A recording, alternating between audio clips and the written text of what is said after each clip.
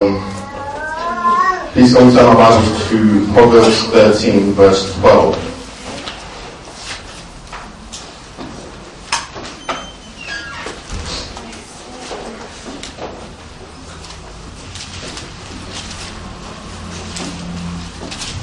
And if we're there, can we say amen? Amen.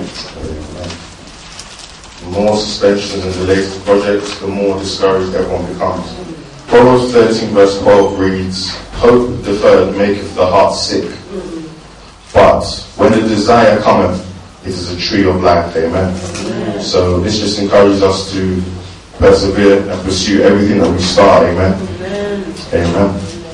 Number 8 is concentration depends solely on the ability to distinguish between the relevant and the irrelevant. I'll read that again. Concentration depends solely on the ability to distinguish between the relevant and the irrelevant. Amen. Over the past week and a half, both Brother Ambrose and Pastor Bernice, which sounds very interesting from me, amen, have been talking, leading prayers on defining the differences between things that are important and things that are seen as being urgent. Amen. And this goes on to say that anyone who cannot decide on what is important will never use the power of concentration well. Do not be deceived by the pressure of urgent calls, requests, invitations, emergencies, and cries. And it goes on to say, urgent things are not usually important in the total picture, and important things are seldom urgent. So this basically encourages us to really pray so we can see the differences clearly between things that are seen as being important and things that are seen as being urgent. Amen. Amen. Amen. Point number 9, which is my favorite point. The greatest thief of concentration is the telephone. Amen. So you didn't like that, did you? Okay. I'll repeat that again. The greatest thief of concentration is the telephone. Amen. Amen. Amen. One thing that our bishop recommends that we should do, or encourages us to do, is that when we start praying, we should switch off our phones. Amen. Now, even though I'm standing up here teaching, this is something that I'm still working on. Amen. Because even as we speak, my phone is on, but I shall turn it off once I finish. Amen. The greatest thief of concentration is the telephone. Amen. Too many times, something has to be done, and as soon as the telephone rings, that's it. I have to use my sister as an example. Thank God she's in the Alpha course class. But as my parents will know, and a few others would know, in our house, as soon as her telephone rings, she doesn't walk, she doesn't run, she flies halfway across the house, up the stairs. Just you hear nothing, you just feel the wind go past you. Amen. So, but thank God she's young, and I'm sure she's saving souls during those conversations. Amen. So, amen. Let's just make sure our telephone conversations are productive as well. Amen. About a month ago, or just a couple of days into the new year, I got a call from my friend who I hadn't spoken to for a good period of time, and I started speaking to her. By the time we finished, I just felt so lifted. I felt that I could move mountains there and then. She encouraged me so much, and those are the sort of conversations and telephone calls that we should be having with our friends. Amen. Amen. Now, point number 10. Another thief of concentration is useless socializing and the television. Amen. Amen.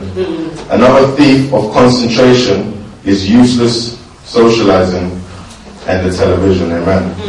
Now, personally, the first one, useless socializing, I have overcome. But the television, It's still, yes, amen. It's still being worked on, amen. Useless socializing. What do we understand by useless socializing? Anyone would like to define that?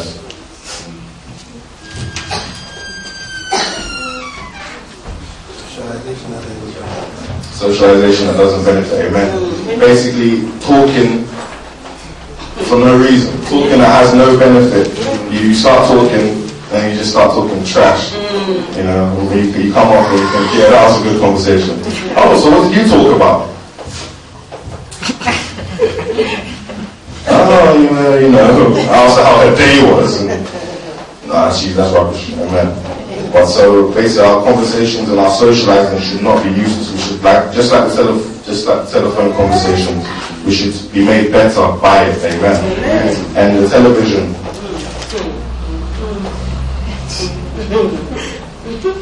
When there's work to be done, the television is not your friend, amen. Living on campus in the first year of university was probably, it had its pros and cons, and one of the cons was I had my own TV in my room, so you know, after a long day of lessons, then you have to go and do some reading and coursework, and then the TV's there, you look at the paper, you look at the TV, and you know, for the first half of the year, the TV won, and then the TV just got taken out. Otherwise, you know, I'm just there having a good time. That's not the purpose I went there for, amen. So we should just concentrate on what we have to do. Things will come into our lives to distract us. We just need to put them aside. It won't be easy, but it must be done for growth and destiny, amen. Point number 11. Inject urgency into all your projects. No procrastination. Just inject urgency into all your projects. This will make you and people concentrate on the task, amen. Everything that you need to do, and the key word in that sentence was everything that you need to do. Things that need to be done must be done with urgency, amen. Amen. Point number 12. Concentration keeps everyone from backbiting, envy, jealousy, and strife. I'll repeat that. Concentration keeps everyone from backbiting, envy, jealousy, and strife. Amen.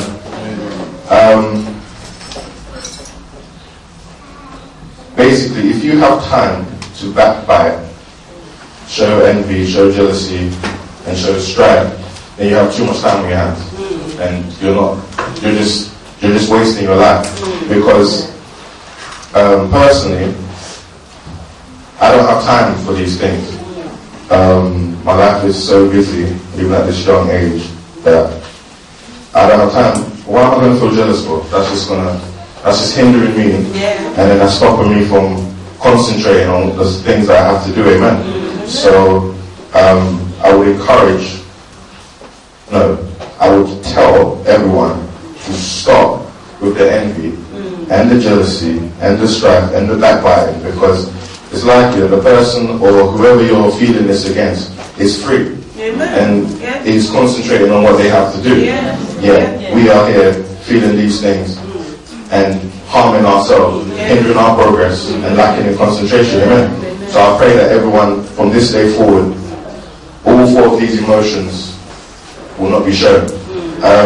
In uni, I had to write an essay titled "Educating the Emotions," and basically the question was, can your emotions be educated? When something happens, can you because, for example, something happens and straight away you feel the emotion.